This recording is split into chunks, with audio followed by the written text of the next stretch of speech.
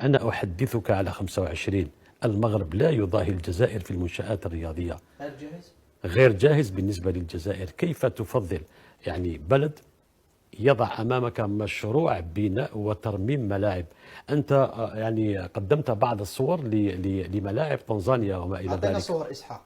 طيب، كنت أتمنى يا عماد لو سألتني قبل إعداد هذا الحصة لسلمتك صورة لملعب الرباط.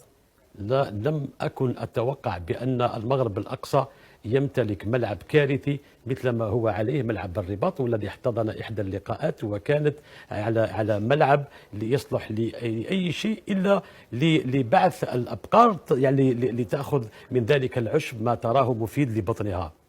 لذلك أنا أقول لماذا نتحدث على 27؟ لنقف عند 25. المغرب ليس جاهز أمام الجزائر.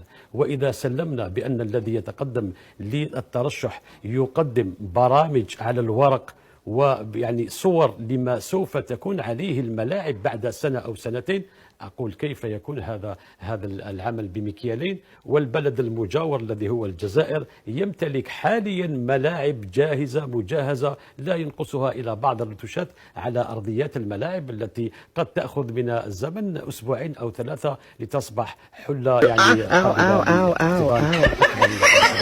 والله غير ما كنش نتصور نشوف ملعب كيما هكا في المغرب. يا خو راني مصدوم من الخدمة اللي راهي صارت في ملعب مولاي عبد الله في الرباط.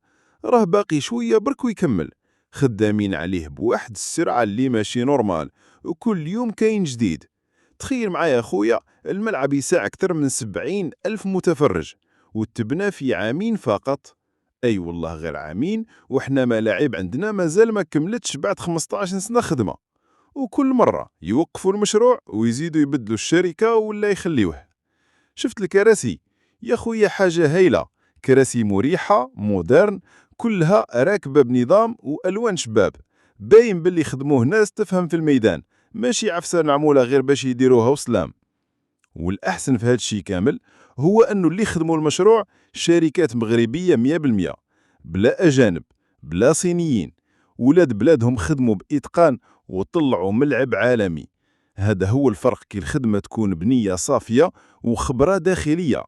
أنا كي نشوف هذا الإنجاز ونفكر في الملاعب اللي عندنا مازالها معطلة ولا ناقصة، نحس بالقهر، بصح في نفس الوقت نفرح لخوتنا المغاربة، داروا إنجاز كبير يشرف كامل شمال إفريقيا.